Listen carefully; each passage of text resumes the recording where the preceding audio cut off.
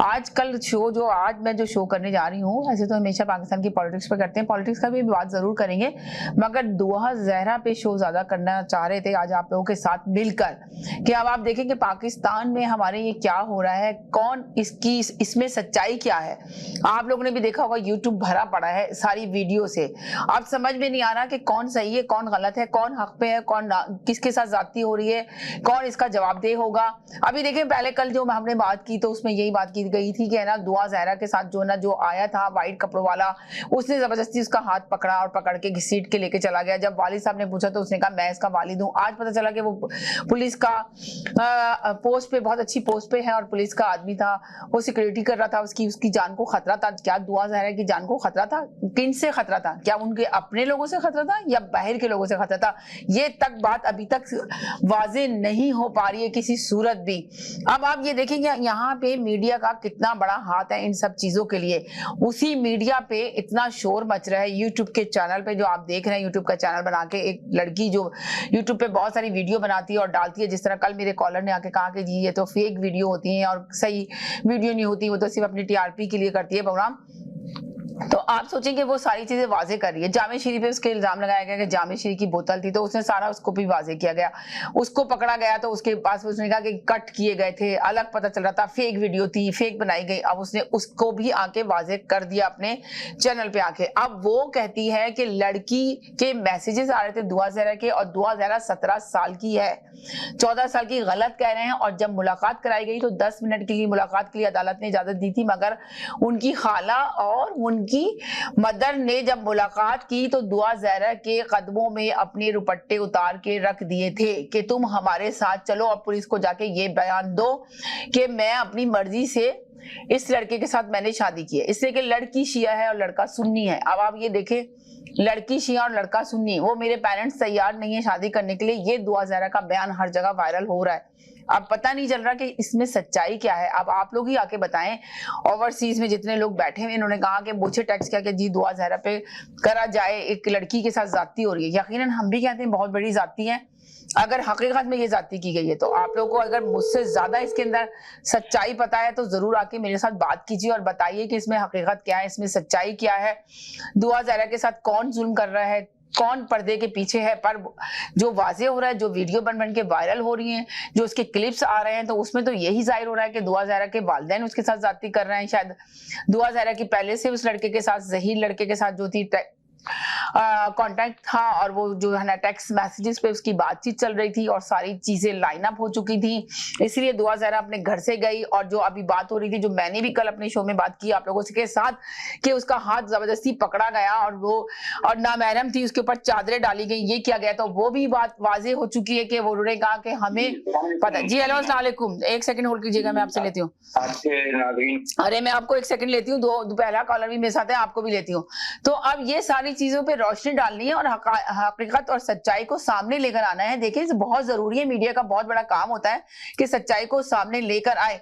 और यूट्यूब पे ये चीजें चल रही हैं, जो वीडियो बन के सामने आ रही हैं, तो इनमें कहाँ तक सच्चाई है और कहाँ से झूठ है, ये मैं आप लोगों से ही पूछना चाहती हूँ और आप लोग की जबानी सुनना चाहती हूँ। जितने लोग भी इसमें पार्टिसिपेट करना चाहते हैं जरूर आके करें और अपनी राय जरूर इसके अंदर शामिल करें।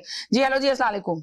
अस्सलामुअलैकुम समीना, कैसी? बिल्कुल ठीक ठाक, आप सुनाइए कैसी हैं? समीना मैं बिल्कुल ठीक हूँ और आपने बहुत अच्छे तरीके से इस इशू को उठाया भी है और कभी हमने इसी पर बात की थी। ये बिल्कुल सही बात है कि हर जैसे सिक्के के दो रुख होते हैं तो तस्वीर के भी दो रुख होते हैं ना, एक रुख नहीं होता कभी भी।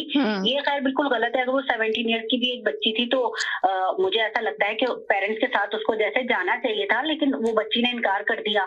तो अब इसके पीछे क्या मुहर्रिकात हैं और वो बच्ची जो है उसकी अगर कहते हैं कि ब्रेन वॉशिंग की गई तो यकीनन इंटरनेट के जरिए ही उस बच्चे के साथ या उस लड़के के साथ राब्ते में थी। तो एज ए पेरेंट्स मैं तो यही कहूंगी कि हम पेरेंट्स की ज्यादा जिम्मेदारी होती है कि हमारे बच्चे इंटरनेट पे क्या कर रहे हैं और कौन किन लोगों के साथ वो राब्ते में, तो हमें इस पर भी नजर रखने की अशद जरूरत है, वरना इस तरह के मामला खराब हो सकते हैं। क्योंकि अगर बच्चा जो है वो इस एज से गुजर रहा होता है तो आप सोच सकते हैं कि बच्चों के जहन में कितने सवालात होते हैं, वो किस रुझान उनके दिमाग में क्या रुझान पल रहा है, वो हमें उनके दिमाग में क्या रुझान चल रहा है। और आप अभी देख रहे हैं, अभी तो सारा इल्जाम जो है ना पाकिस्तान पे लगाया जा रहा है कि पाकिस्तान में इस तरह, मानते हैं कि बहुत सारे बच्चों के साथ यही सिलसिला होता है, पर दुआ जहरा का केस जो सामने आया है, पब्लिक के सामने आया, आवाम के सामने आया है, तो सवाल ये पैदा होता है कि देखें ना, अभी तो मीडिया मेन मीडिया तो चले इसको कवर नहीं कर रहा, मगर ये जो सोशल मीडिया हो गया, ये यूट्यूब का चैनल हो गया जिन्होंने बनाए हुए अपने, वो लोग तो इसकी वीडियो कम से कम वायरल कर रहे हैं, हर चीज बात को सामने लेकर आ रहे हैं। जी, मेन स्ट्रीम मीडिया जो होता है जी,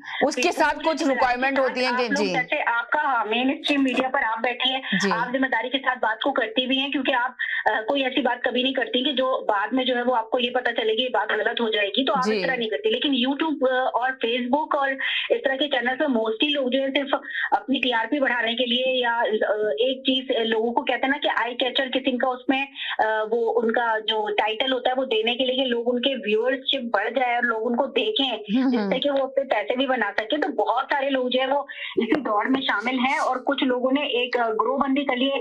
एक ग्रुप जो कहता है पेरेंट्स सही है, दूसरा ग्रुप जो कहता है वो बच्ची सही है। उस बच्ची ने जो भी किया उसको कोई भी जस्टिफाई तो नहीं कर सकता कि इस तरह आप पेरेंट्स की इजाजत के बगैर जाकर इतना बड़ा स्टेप ना सिर्फ ले लें बल्कि अपने पेरेंट्स से मिलने से इनकार कर दें आप। तो ये किसी भी तरह एक्सेप्टेबल हमारे माशरे में नहीं होगा कि भाई बच्ची जो है वो अभी जो है वो अंडर एज ही कहलाएगी, क्योंकि वो 18 की नहीं है। जैसे यहाँ पर 18 से एक भी दिन आप कम हो गए, मैं पहले भी कहा था ये बात, तो आप कंसीडर किया जाता है कि आप बच्चे ही हैं। लेकिन यहाँ पर भी हाई स्कूल करने के बाद अगर 18 ईयर का पूरा बच्चा हो जाता है तो वो एडल्ट पर्सन तस्वुर किया जाता है, तो आप उसके ऊपर पाबंदियां भी नहीं लगा सकते। ये वजह है कि लोग यहाँ पर पेरेंट्स जो वो ज्यादा अपने बच्चों को कोशिश करते हैं कि 18 साल की उम्र से पहले ही उनकी अच्छी तरबियत करें, ताकि वो अपने पेरेंट्स से हर चीज को शेयर कर सके और पेरेंट्स की बात भी समझने के लिए तैयार हो। उसके बावजूद भी यहाँ काफी मसले मसाइल है। तो अब जैसे जैसे मीडिया जो है वो शामिल हो गया जिंदगी में, तो हमारे बैक होम पाकिस्तान में भी बच्चे जो इंटरनेट पे सब कुछ देख रहे हैं। आप उनसे क्या राब्ता, अगर आपने सिम नहीं डाल के दिया हुआ है उनको फोन के अंदर, तो वो इंटरनेट के जरिए जो है वो राब्ता कर रहे हैं एक दूसरे से, इंटरनेट के जरिए वो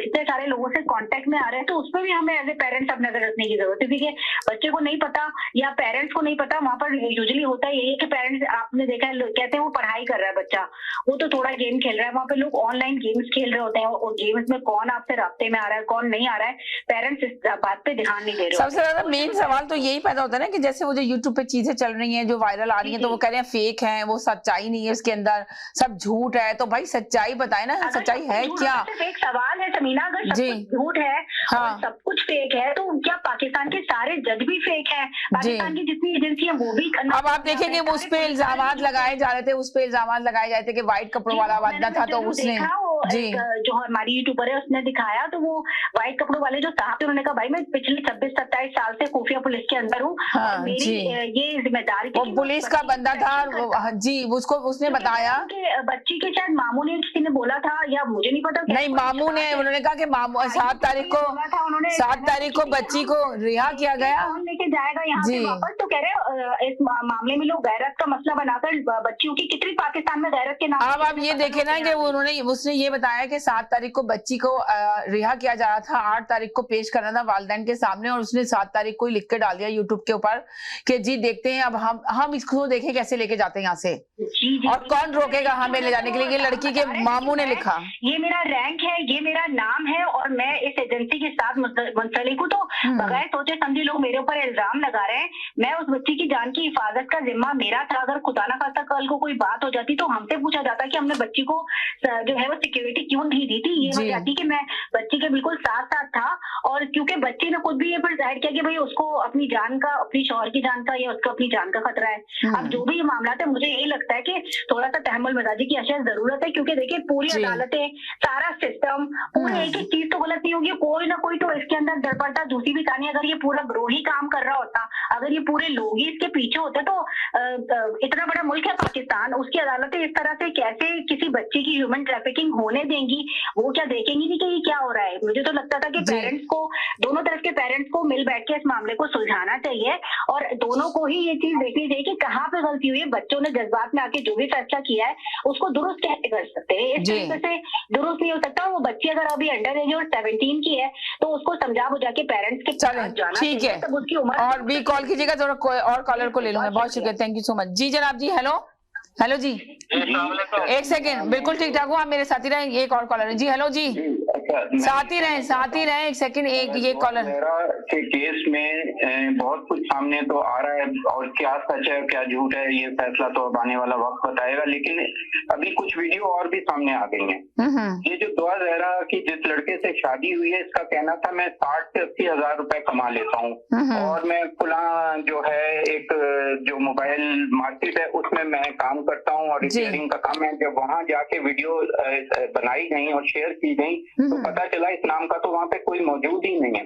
उस मार्केट में जब तस्वीरें उस लड़के की दिखाई गई तो सबको पता था कि ये आजकल दुआ जहरा का केस चल रहा है, और मतलब वो लड़का उसकी शक्ल से सब फेमिलियर थे जी। तो वो उनका कहना ये था वीडियो शॉप वालों का कि इस नाम का तो कोई है ही नहीं, हमने इस शक्ल का कोई बंदा यहाँ देखा ही नहीं इस तरह का, और ये झूठ बोल रहा है। अगर हम इतना ये कमा लेता था तो हम तो 4-5 लोग मिलके भी एक शॉप में इतना जो रिपेयरिंग का काम करते हैं इतना नहीं कमा सकते। तो ये सब बातें इसकी झूठ है। एक वीडियो और मेरी नजर से गुजरी जिसमें उसका कजन ये दावा कर रहा है कि ये तो इसका काम ही यही था, और ये इस तरह से लड़कियों से शादी करता रहा है, और पता नहीं कुछ इस तरह की उसमें होती चीजें। अच्छा, तो यानी कि देखिए ना, यही सवाल पैदा होता है कि ये एक सेकंड होल्ड करें, बहुत सारे कॉलर आ रहे हैं जी। मैं हेलो जी, अस्सलाम वालेकुम। जी वालेकुम सलाम, एक सेकंड के लिए मेरे साथ रहे, होल्ड करें जरा, एक और कॉलर है जी। हेलो